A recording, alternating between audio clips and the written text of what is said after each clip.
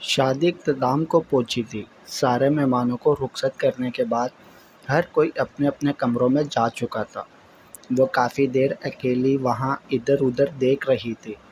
بڑی سی حویلی میں ہر طرف سے کمرے اور ان کے اندر جلتی ہوئی روشنی تو تھی، لیکن چار سو سناٹا چھایا تھا۔ ہر شادی میں جس طرح دلہن کے ارد گرد میلہ رہتا ہے، دولہا بیچارہ اپنی دلہن سے بات کرنے کو بےتاب ہوتا ہے کہ کب یہ سہیلیاں اسے باری دیں گی اور وہ اپنی دلہن سے بات کرے، اسے دیکھے۔ لیکن اس کے برعکس یہاں وہ بڑے سے ہال میں بالکل تنہا بیٹھی تھی، نہ آس پاس سہیلیاں اور نہ ہی کوئی اس کا منتظر تھا۔ تمہارا کمرہ اوپر ہے، کافی دیر بعد اسے کوئی مخاطب ہوا تھا۔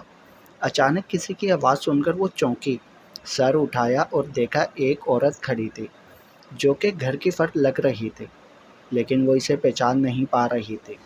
یہ گھر اور گھر کے لوگ سب اس کے لیے اجنبی تھے۔ یہاں سامنے یہ سیڑھیاں چڑھ کر جاؤ، بائیں جانب فہد کا کمرہ ہے۔ خاتون نے انگلی سے اشارہ کیا۔ اس کی آواز میں بے رخی اور ساتھ ہی لاپرواہی سی تھی۔ بات ختم کرتے ہی وہ تیز قدموں کے ساتھ اپنے کمرے کی جانب مڑی، مگر پھر سے وہیں ٹھہر کر اسے گھورنے لگی۔ تم سن رہی ہو نا میں نے کیا کہا؟ وہ تیز لہجے میں بولی۔ اس کی بات سن کر فرحین نے نہ تو کوئی جواب دیا تھا اور نہ ہی اپنی جگہ سے اٹھی تھی۔ حکم تو ایسے کر رہی ہیں جیسے میں اس کی نئی کام والی ہوں۔ یہاں جاؤ، وہاں کمرہ ہے، مائی فٹ۔ وہ منہ ٹیڑھا کرتے ہوئے دوسری جانب دیکھنے لگی۔ کم از کم اتنا تو کر سکتے ہیں کہ خود مجھے کمرے تک لے جاتی۔ ایسا بھی کیا ہے، بھلے ہی گاؤں میں رہتی ہیں، لیکن اتنی تمیز تو ہر کسی میں ہوتی ہے کہ نئی دلہن سے کس طرح پیش آنا ہے۔ جاہل لوگ، وہ من ہی من میں بڑبڑائی۔ ابھی بھی اپنی جگہ پر بیٹھی غصے سے نظریں ادھر ادھر دوڑا رہی تھی، من ہی من میں ٹوک رہی تھی۔ اس کا غصہ اب 7ویں آسمان کو چڑھ گیا تھا۔ یقیناً اپنے گھر میں اس کے ساتھ ایسا کچھ پیش آتا تو اب تک گھر کے سارے برتن ٹوٹ چکے ہوتے، لیکن یہاں وہ کچھ نہیں کر سکتی تھی۔ چہرے پہ غصہ نمایاں تھا، جو کہ اب اس خاتون نے بھی محسوس کیا تھا۔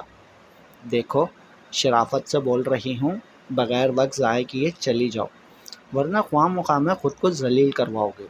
خاتون نے طنزیہ انداز میں اسے آگاہ کیا تھا، لیکن اس کی بات سنتے ہی اس کا جسم آگ بگولا سا ہو گیا۔ وہ جھٹ سے اپنی جگہ سے اٹھی، ایک لمحے کو اپنے باہری لہنگے کو غصے سے جھپٹا، جو کہ اس کے تیز قدم اٹھانے میں رکاوٹ بنا تھا۔ اس نے کبھی بھی اتنا بھاری لباس نہیں پہنا تھا۔ ہمیشہ ہلکی سی جینس اور میکسی پہننے والی وہ لڑکی بہت مشکل سے اس لہنگے کو سنبھال رہی تھی۔ پتہ نہیں اور کتنی دیر اس کو جھیلنا ہوگا لہنگے کو۔ گھسیٹتے ہوئے وہ بڑبڑائی اور اس خاتون کے سامنے کو کھڑی ہوئی۔ مجھے ذلیل اور خوار کرنے کی ہمت تو بعد میں کرنا، اول تو مجھے یہ بتاؤ، یہ کہاں کی شرافت ہے، کیا طریقہ ہے، کوئی مینرز ہے تم لوگوں میں، یا بس پوری عمر بھینس کو چارہ کھلانے میں گزار دی ہے؟ وہ شدید برہم ہوئی تھی۔ نکاح کے بعد اسے اکیلے ہی گھر تک لایا گیا تھا، نہ تو کوئی رسم، نہ ہی کسی روایت کے ساتھ۔ یہاں نہ جانے کتنے گھنٹے گزر چکے ہیں، میں بھوکی پیاسی اکیلی بیٹھی ہوں، تم لوگوں کو یہ تک احساس نہ ہوا کہ کم از کم پانی کا ہی پوچھ لیتے؟ وہ ہاتھ جھٹکتے ہوئے غصہ کھانے لگی، ساتھ ہی اس کی آنکھوں میں نمی آنے لگی تھی، جس کو اس نے انگلی کی پوروں سے پلکوں میں ہی خشک کر دیا۔ تو تم اوپر نہیں جاؤ گی؟ اس کا غصیلا رویہ دیکھ کر خاتون نے تہذیبی انداز میں بولا۔ نہیں جاؤں گی؟ تم لوگ کیا سمجھتے ہو، اپنی اتنی توہین ہونے کے بعد بھی میں اپنے آپ چلی جاؤں گی؟ بالکل بھی نہیں۔ وہ تیز لہجے میں بولتی ہوئی صوفے پہ ہی بیٹھ گئی۔ سفید رنگت اب لال ہو چکی تھی۔ اس کا غصہ غضب کا تھا، کیوں نہ ہوتا؟ شاید یہ اس کے لاڈلے پن کی وجہ تھی، جو کبھی اسے کوئی دبا نہیں پایا۔ ہمیشہ اس کے غصے کے آگے سبھی جھکتے آئے تھے، کبھی کسی نے اسے نہیں جھکایا تھا۔ اپنی بات وہ کسی قیمت پر بھی منوا سکتی تھی، لیکن زندگی ہمیشہ کہاں ایک جیسی ہوتی ہے؟ اس بات کا یقین تو اسے نکاح کے ساتھ ساتھ ہی ہو جانا چاہیے تھا کہ جس طرح اس نکاح کو روکنے میں اس کا بس نہیں چل سکا تھا، اب اسی طرح اس کا کسی بھی بات پر حکم نہیں چلنے والا۔ اور اپنی سلطنت وہ چھوڑ کر آئی تھی، جہاں وہ شہزادی کے مرتبے پہ فائز تھی۔ یہاں کسی اور راجا کی بادشاہی اور اسی کی حکمرانی ہے، جس میں وہ رانی نہیں بلکہ قیدی بن کے آئی ہے، اور قیدیوں سے من چاہا سلوک نہیں ہوتا۔ لیکن یہ بات فی الحال اس کے لیے تسلیم کرنا اتنا آسان نہیں تھا۔ وہ عورت اب بھی اس کی طرف سوالیہ انداز سے دیکھ رہی تھی اور اس کے اٹھنے کا انتظار کر رہی تھی۔ میرا منہ کیا دیکھ رہی ہو؟ جاؤ جا کر ان جاہلوں سے بولو، اگر عزت سے مجھے لے جائیں گے تو ٹھیک، ورنہ میں یہیں بیٹھی رہوں گی۔ اس نے پھر سے خاتون کو ڈانٹتے ہوئے بولا اور اپنا دوپٹہ سمیٹنے لگی۔ تمہاری کوئی عزت ہے؟ اچانک اسے اپنے پیچھے سے کسی مرد کی آواز سنائی دی جو کہ نہایت ہی رعب دار تھی۔ وہ ایک دم اٹھی اور پیچھے کی جانب گردن موڑی۔ وہ ساکت ہو کر اسے دیکھنے لگی تھی۔ یقیناً وہ فہد تھا جو کہ بالکل اس کے پاس کھڑا اس کو گھور رہا تھا۔ بولو، ہے کوئی تمہاری عزت؟ وہ پھر سے اسی سخت لہجے میں بولا۔ اب کی بار وہ مکمل اس جانب مڑ گئی۔ وہ سمجھ نہ پائی تھی آخر یہ کیسا سوال پوچھ رہا ہے۔ کیا مطلب؟ اس نے حیرانگی سے لب ہلائے۔ کب سے تمہاری بک بک سن رہا ہوں، سر میں شدید درد ہونے لگ گیا ہے۔ جب خالہ نے کمرے کا بتا دیا تھا تو یہاں بیٹھے رہنے کا کیا مطلب ہے؟ اور آئندہ اگر میری خالہ سے اس لہجے میں بات کی تو بہت برا ہوگا۔ وہ بہت ہی سخت لہجے میں بول رہا تھا، ساتھ ہی الفاظ کو بھینج کر ادا کرنے لگا۔ لیکن فرین کا دماغ ابھی بھی اس کے پوچھے ہوئے سوال پر اٹکا ہوا تھا۔ وہ الجھ رہی تھی۔ کیا مطلب؟ میری کوئی عزت نہیں؟ کیا میرا اتنا حق بھی نہیں کہ مجھے یہ کمرے تک خود لے جاتی؟ میری اتنی بے عزتی؟ ہاں، بے عزتی یہی ہونی ہے اب۔ جتنا جلدی ہو سکے خود کو تیار کر لو۔ فہد نے اس کا جملہ پورا ہونے سے پہلے ہی اسے جتلانے والے انداز میں بولا اور ہانپتی ہوئی نظروں سے اسے گھورنے لگا۔ وہ سہم چکی تھی۔ اسے کچھ سمجھ نہیں آ رہا تھا۔ دشمن کے گھر میں شادی ہو جانا اور وہاں چین اور سکون سے رہنا یہ بہت مشکل کام تھا۔ وہ جانتی تھی، لیکن پہلے دن اسے اس طرح بے عزتی کا سامنا کرنا پڑے گا اس نے سوچا نہ تھا، اور نہ ہی وہ اس سب کے لیے تیار تھی۔ سمینہ خالہ وہاں سے جا چکی تھی۔ فہد بھی اپنے کمرے کی جانب بڑھنے لگا، لیکن پھر قدم موڑتے ہوئے اس کی سمت بڑھا اور وہ اب اس کے بالکل قریب کھڑا تھا، جہاں ایک قدم کا فاصلہ بھی نہ تھا۔ اس کے نزدیک آنے سے وہ خوف سے پسینہ پسینہ ہو رہی تھی۔ حالانکہ وہ بہت بہادر اور ہمت والی تھی، لیکن فہد جیسے مرد کے سامنے کوئی بھی زیادہ وقت تک سالم نہیں رہ سکتا تھا۔ اس کی شخصیت میں ایک رعب اور دبدبا تھا۔ لمبا چوڑا آدمی، سفید رنگت پہ ہلکی سی داڑھی، اس کی رنگت کو اور بھی نمایاں کر رہی تھی۔ وہ بہت خوبصورت تھا۔ فرحین اپنی گہری جھیل جیسی آنکھوں کے ساتھ اسے گھور رہی تھی، اور وہ بھی اسی کو گھور رہا تھا۔ حسن دونوں کا عروج پر تھا۔ وہ سادگی میں بھی بیوٹی کوئن کا رتبہ پانے والی آج تو دلہن کے روپ میں قیامت ڈھا رہی تھی، لیکن دونوں کا ایک دوسرے کی خوبصورتی سے کوئی لینا دینا نہ تھا۔ ایک آگ تھی جو کہ من ہی من میں جھلسا رہی تھی۔ 5 منٹ کے اندر اندر میرے کمرے میں پہنچ جانا۔ فہد نے اس کی آنکھوں میں آنکھیں ڈال کر انگلی سے اشارہ کرتے ہوئے اسے وال کلاک کی طرف متوجہ کیا۔ اس نے سرسری نظر اٹھائی جہاں 12:25 ہوئے تھے۔ یاد رہے، اگر 1 سیکنڈ بھی دیر ہوئی تو مجھ سے برا کوئی نہیں ہوگا۔ میں چاہتا تو تمہیں اپنے ساتھ لے جاتا، لیکن تم اس لائق نہیں ہو کہ تمہیں اتنی عزت دی جائے۔ وہ دانت بھینچ کر نہایت خشک لہجے میں بولا۔ وہ کچھ نہ بول پائی تھی، لیکن اس کی آنکھوں میں ایک سوال ضرور تھا، آخر اتنی بے عزتی کیوں؟ ابھی تو پوری رات پڑی ہے عزتیں لینے اور دینے کے لیے۔ اس کا لہجہ ذو معنی تھا۔ اور ہاں، مزید کوئی ضد لیے یہاں کیا بیٹھ جانا، ورنہ جو پھر تمہارے ساتھ ہوگا وہ تم برداشت نہیں کر پاؤ گے۔ وہ نفرت آمیز لہجے میں بولتے ہوئے اسے پریشان کر گیا تھا، اور خود سکون سے سیڑھیاں چڑھتا ہوا اپنے کمرے کی جانب چل دیا۔ اس کی دھمکی سننے کے بعد وہ اتنا تو جان چکی تھی کہ اب کوئی بھی ضد کرنا اس کے لیے مزید بے عزتی کا باعث بن سکتی ہے۔ کچھ دیر آنسو بہانے کے بعد اس نے گھٹنے ٹیک دیے، اوپر کی جانب دیکھتی ہوئی کمرے کی طرف قدم لینے لگی اور ایک نئے طوفان کا سامنا کرنے کو بڑھنے لگی۔ دروازہ بند کر دو۔ وہ جیسے ہی کمرے میں داخل ہوئی رعبدار آواز کے ساتھ اسے حکم دیا۔ اس نے اپنے ہاتھوں میں پکڑے ہوئے بھاری بھرکم لہنگے کو چھوڑا جو کہ بہت مشکل سے سنبھال کر کمرے تک آئی تھی۔ دروازے کی طرف مڑتے ہوئے کانپتے ہاتھوں سے دروازے کو دھکا دیا اور واپس مڑی۔ وہ کمرے کا جائزہ لینے لگی تھی، یا پھر اپنا قید خانہ دیکھ رہی تھی جہاں اب عمر بھر قید رہنا تھا۔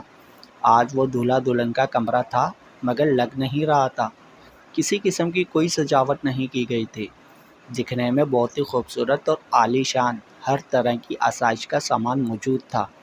شاہانہ فرنیچر اور دیوار پر لگے پردے اس کی خوبصورتی کو بڑھا رہے تھے۔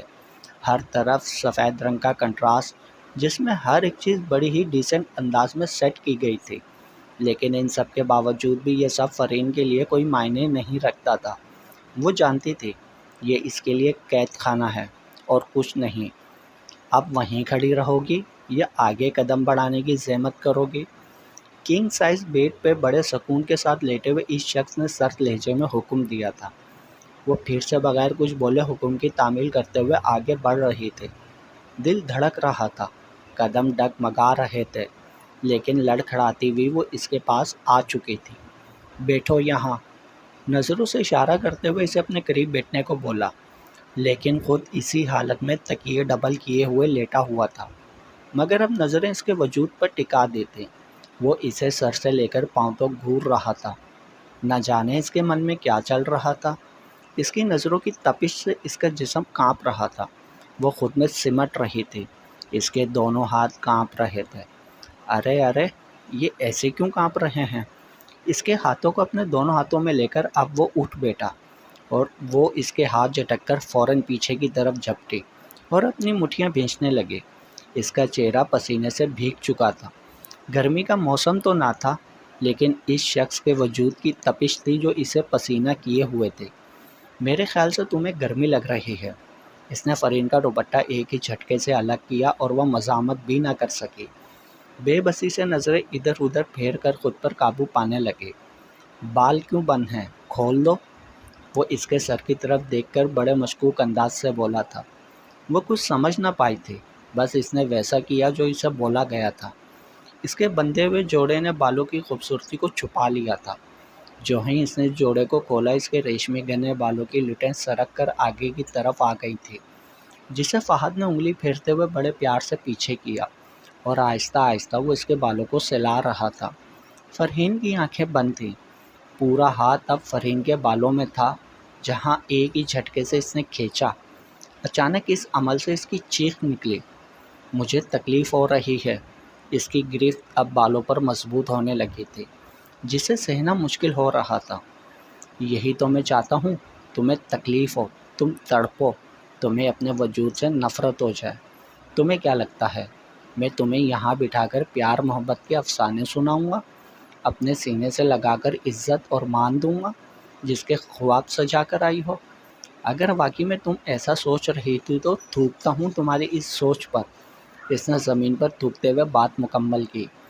لہجے میں شدید نفرت اور طنز تھا، منہ سے آگ اگل رہا تھا۔ وہ اب بیڈ سے اٹھ کھڑا ہوا تھا، اس کے ساتھ ہی فرحین کو بھی گھسیٹا تھا۔ اس کے بال اب بھی اس کی مٹھی میں تھے اور وہ درد سے کرا رہی تھی۔ چھوڑو مجھے، یہ کیا بےہودہ حرکت ہے؟ اس کی آواز حلق میں اٹک رہی تھی۔ وہ خود کو چھڑانے میں ناکام ہو چکی تھی۔ خدا کا خوف کرو، میں بھی ایک انسان ہوں، کوئی جانور نہیں، اس نے لرزتے ہوئے لہجے میں بولا۔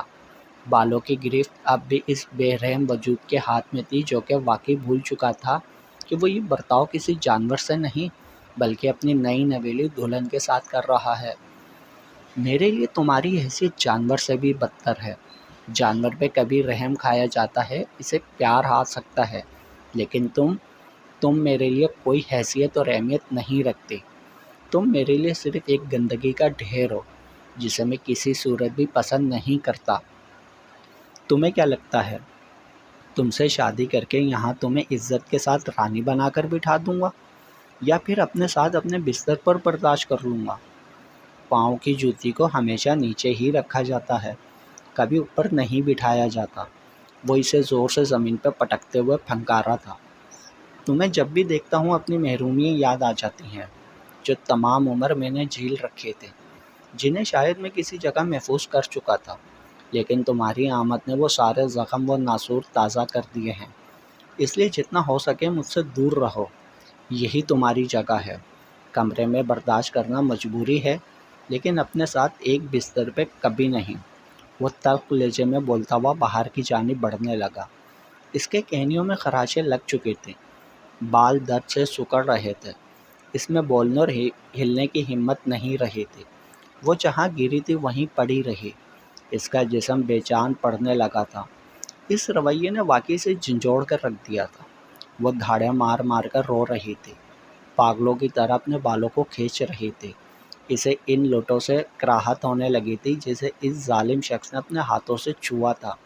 وہ جو کبھی بھائی کی جان ہوا کرتی تھی، آج اسی بھائی نے اپنی جان کو دشمنوں کے سپرد کر دیا تھا۔ اسے اب ہر رشتے سے نفرت ہونے لگی تھی۔ بھابھی آپ پلیز اب کسی کی طرفداری مت کرنا، اس نے بھابھی کے بولنے سے پہلے غصے سے گھٹتے ہوئے کہا۔ بات طرفداری کی نہیں ہے بیٹا، شادیوں میں ایسا ہوتا رہتا ہے، اس میں غصہ کرنے کی کیا بات ہے؟ کیوں نہ کروں غصہ؟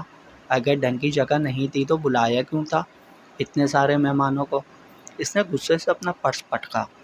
میری جان، شادیوں میں ایسا ہوتا رہتا ہے، ہر کسی کے پاس اتنا پیسہ نہیں ہوتا کہ وہ اتنے سارے مہمانوں کے لیے بیڈ اور کمرے افورڈ کر سکیں۔ بیڈ اور بستر کم پڑ جاتے ہیں تو کسی نہ کسی کے ساتھ ایڈجسٹ کرنا پڑتا ہے، اور ہم تو جب بھی جاتے ہیں ایسی شادیوں میں خوب انجوائے کرتے تھے۔ سب لوگ ساتھ میں بستر لگا کر رات ایسے ہی گزر جاتی تھی، پتہ ہی نہیں چلتا تھا۔ وہ اسے پیار سے سمجھا رہی تھی۔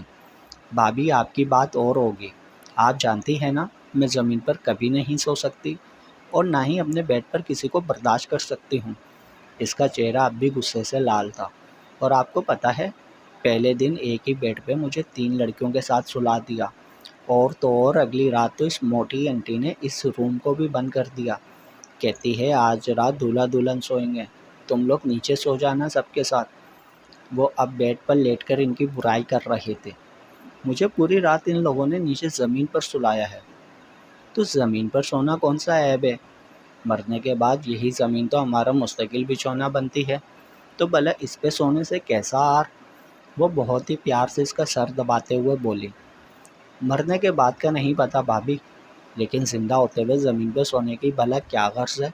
یہ بھی کوئی طریقہ ہے؟ میرا بس چلتا تو اسی وقت فوراً آ جاتی وہاں سے۔ میں بتا رہی ہوں بھابھی، آئندہ میں کبھی بھی اس طرح کے غریب لوگوں کی شادی میں نہیں جاؤں گی۔ بھلا دیکھو تو صحیح، مجھے نیچے سلایا انہوں نے۔ وہ ہاتھ اٹھا کر بے یقینی سے جملے دہرا رہے تھے۔ بھابھی اب اس کی باتوں پہ مسکرا رہے تھے۔ وہ اسے سمجھانے میں ناکام ہو چکی تھی، کیونکہ اس کے آگے کسی کی بات کہاں چل سکتی تھی۔ اسے اپنا وجود بے معنی سا لگنے لگا تھا۔ جو لڑکی کبھی مخمل اور عمدہ قالین کے باوجود بھی زمین پر پیر رکھنے سے کتراتی تھی، آج اسے اسی زمین کو بچھونا بنانا پڑا تھا۔ آج اپنی ہی شادی پہ اسے نیچے سلایا گیا تھا، اور اب یہی اس کا مقدر بن چکا تھا۔ جاری ہے بقیہ اگلے پارٹ میں۔ تمام پارٹس پڑھنے کے لیے چینل کو سبسکرائب کریں، لائک ضرور کیا کریں، اور کمنٹس میں اپنی رائے بھی بتائیں۔ یہ ناول آپ کو کیسا لگ رہا ہے؟